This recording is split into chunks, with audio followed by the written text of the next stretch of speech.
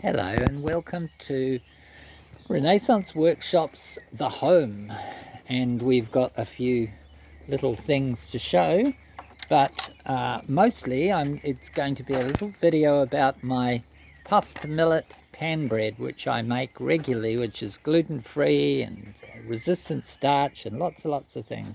But here's the ferrocement pergola that we made a few years ago now. Stores the firewood underneath, and you've got a bit of bench space and things like that. There's our cabin at the back. There's our little hen house with shingles from the beach.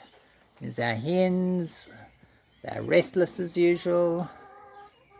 And there's some raised beds, which we also made a few years ago, and pigmented ferrocement. And there's the big arch, which is getting quite overgrown now, and the hugelkultur beds, which are just higher, and they have rotting down wood at the bottom, and then it gradually enriches the soil, which is piled on top. Usually they're just heaped up, hugelkultur.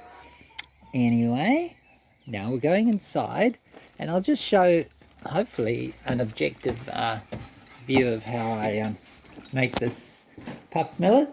And my camera woman is there.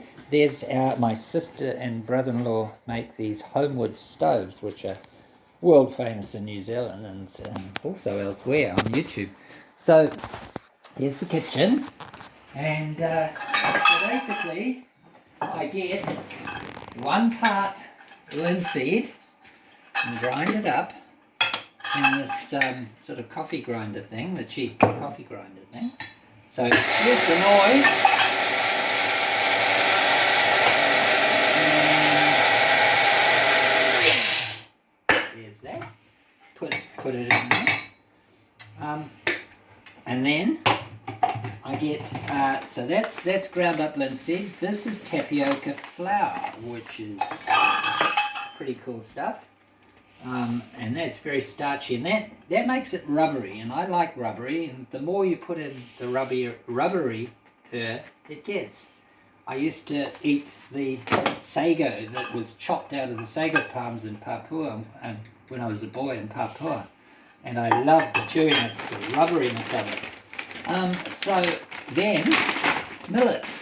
When I was in Papua, I also grew millet when I was a boy. A few plants, and I actually harvested these grains, so I have fond memories.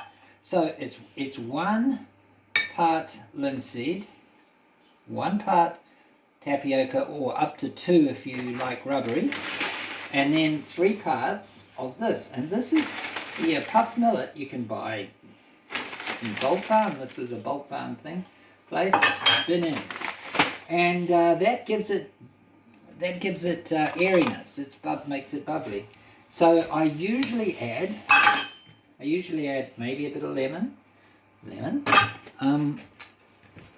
I actually often chop up about 5 olives, which is always handy to have them on hand. Good stuff. Good for you. So I just chop them up fairly big. Chuck them in. I also chop up a bit of cheese, because that just makes it so yummy. That's not necessary, but I like it. And the little hens that you saw out there lay some very nice big eggs, and I usually put 1 egg in. So that measure, what I call 1 part, was I think 1/4 cup, so it's not much. So that whole mix now just gets stirred around a bit, and then we'll put it in the already heated pan. I'll just chop up some of this. I specialize in quick and dirty cooking, and my wife specializes in very slow and very clean cooking.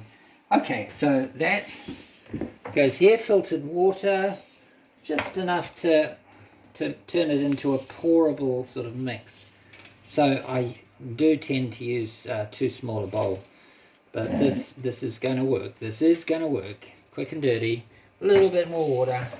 So once that's sort of adequately sloshed around a bit, I'm going to put it in the pan, and the pan, of course, has virgin olive oil in it, heated up, and you'll notice there's absolutely no rising agent, but the puffed millet, which could be puffed spelt even, or puffed wheat if you believe in wheat, which I tend not to. So it makes it really quite light and airy. So this will be like a pancake in a few minutes, and the butter, the cheese will melt, and the everything will be just yummy. It's really, really yummy. I usually cook it fairly slowly, and while I'm doing something else, and even if it starts to burn, it tends to warp, and I find it only burns in the middle because it warps up. But after a few minutes, I'll turn that. So that is my quick and dirty recipe for what would I call it? Millet bubbly pan bread from Renaissance Workshops. Don't forget to subscribe and like.